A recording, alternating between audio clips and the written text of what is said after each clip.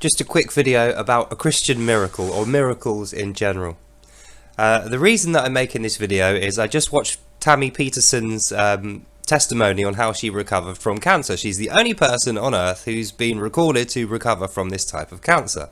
The doctors gave her 10 months to live, and I think with 2 or 3 months remaining, she's miraculously recovered from it, and it can't be explained apart from if you attribute it to a miracle of God. So obviously there's a lot of skepticism to this type of thing, and people go, oh, you're mad, or you're lying, you're profiteering, you're making it up, there's some other scientific reason about it. They just can't get their head round that miracles happen. And I think that's the right response to have. I mean, the wrong thing to do is to make a point of it and bitch about it, or to attack people because you don't understand it. That's not the right thing. But to have total skepticism to the fact that miracles happen if you've never seen one, that's the right thing to do. It's like anything. If there's no proof of anything of a thing like that ever happening, and you don't think it happens, then fine, be skeptical about it. But if you know someone who's seen one and you trust them and they've seen one and they tell you that, then there's no reason why you shouldn't believe it, unless of course you have doubt in them and you think they're talking out their ass. So I saw a miracle, and that's why I became a Christian. Now, I can't replicate it for you. I can't give you evidence of it. You know, there isn't any evidence of it. As far as I'm concerned, a miracle is a personal, unique experience that you share with God. That's the only way it's going to happen for you.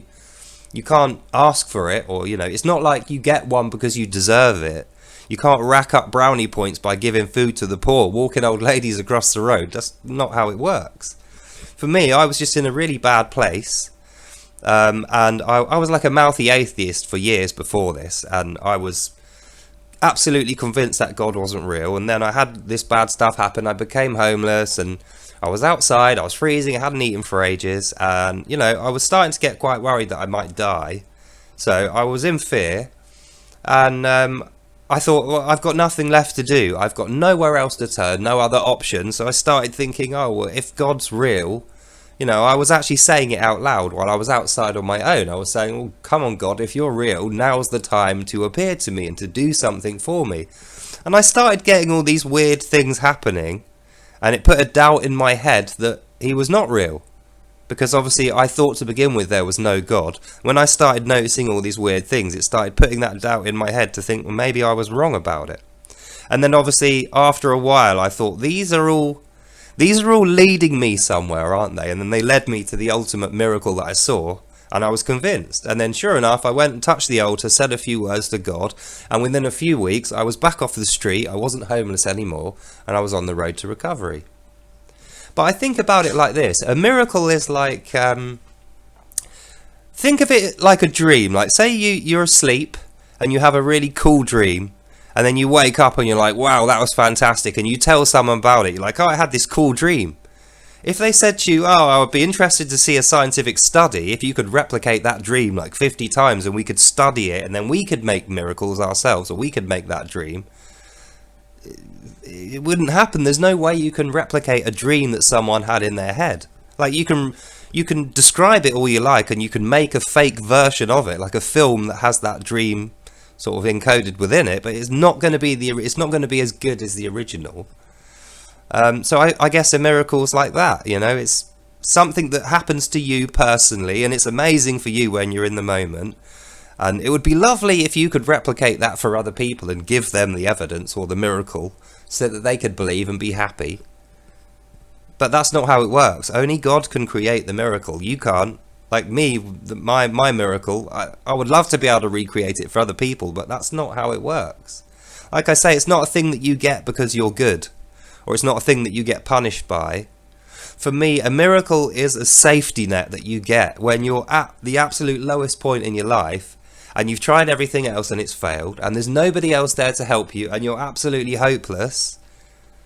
You will start thinking of God at that point. You will. It's just, well, I did anyway. I had nowhere else to turn. Like I said, nothing else to do. So I was absolutely on death's door. There was nothing else I could do but ask God for help, and I got it. So it was a miracle to me. That's why I got baptized and went to the church. And with Tammy Peterson, she was the same. She was going to die of cancer. The doctors gave her 10 months to live. She prayed for a miracle of recovery, and she got it. So that's how it worked for her. But the thing that this makes me think of is my nephew. Now, he's only a little boy, he doesn't know any better, and he was asking me questions about God when I last saw him. And his mother's totally against this. No, she's like a scientific sort of type of person, and you know, like I was when I was a bit younger before I found God. And she's actually bullied him so that he can't have Christianity. She's told him, no, you must have been brainwashed, you must have been, you know, shown propaganda, someone must have been in your ear, you can't possibly come to that conclusion on your own, or seen something in life that made you hopeful that a creative, loving force would exist. So she's completely banned him from anything miraculous. You know, he's not allowed to wear a cross, he's not allowed to go to church, and certainly not allowed to speak to me anymore because I'm a Christian and I could be brainwashing him. But it just makes me think, he's going to get a miracle now. He'll hit rock bottom with his mum bullying the hell out of him and being horrible to him every day, and you know, God knows what he's going to have to go through before he gets that. But I'm absolutely sure when he hits rock bottom and there's nowhere else for him to turn and nothing else for him to do, he will do the same as I did. He'll look up at the sky and he'll go, come on God, show me what you're made of, and God will perform. That's just how it goes.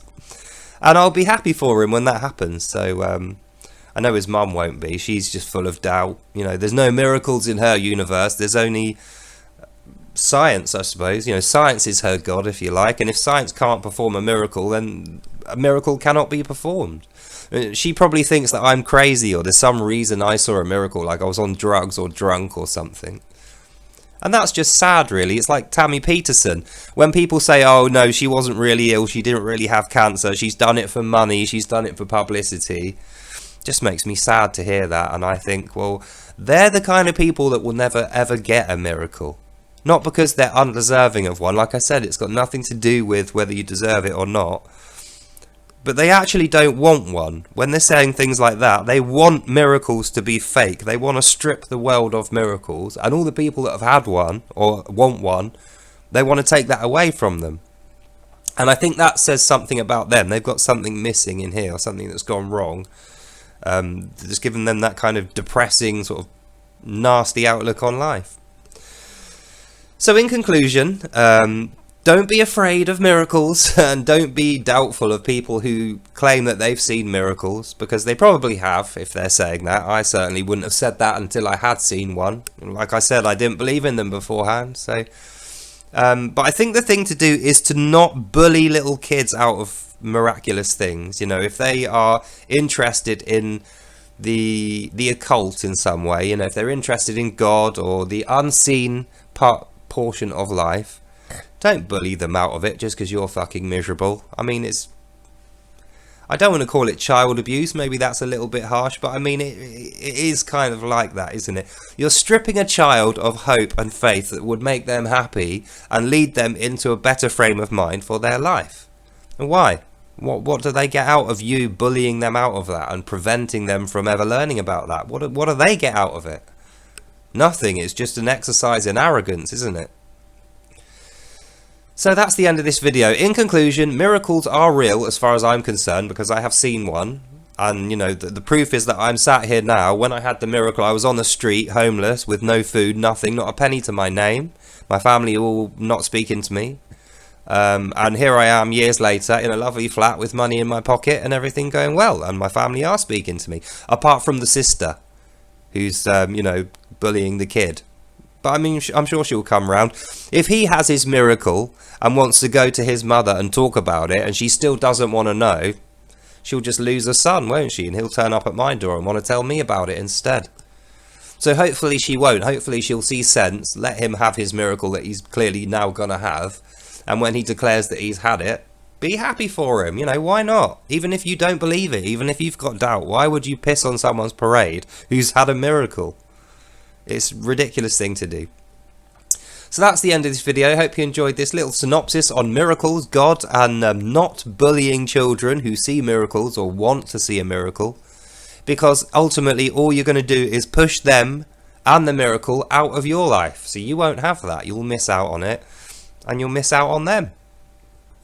Anyway, I've spoken enough on miracles. I hope you enjoyed that. And I'll see you in the next one. Bye now. Ironically, I have a lot of faith in my nephew.